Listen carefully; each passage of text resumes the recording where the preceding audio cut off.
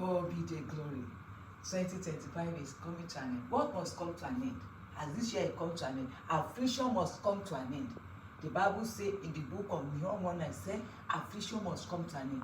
2025 is coming to an end. Affliction in every, spiritually, physically, in every shape of all type of affliction must come to an end. All kinds of affliction must come to an end, because this year is going to come to an end. Whether this year like it or not, this year 2025 is coming to an end. All forms of affliction must come to an end.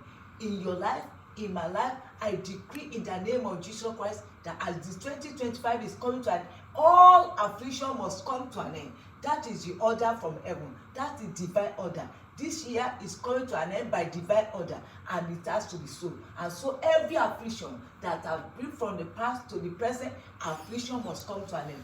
Whether spiritually, whether physically, whether we know it or anyone we know diagnosis or diagnosis, affliction must come to an end.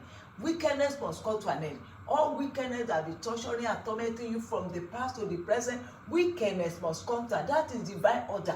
What is order from heaven is that 2025 must come to an end, and decree wickedness from the past or the present, any wickedness that want to come with me or you to 2026 must come to an end. Wickedness, spiritual battle, physical battle must come to an end.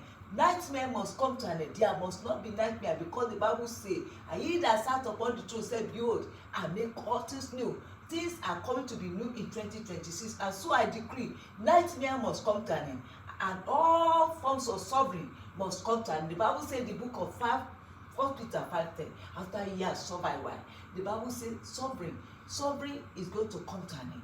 The Bible says suffering may come to an end. Weeping may endure for a night, but joy is going to be joyful.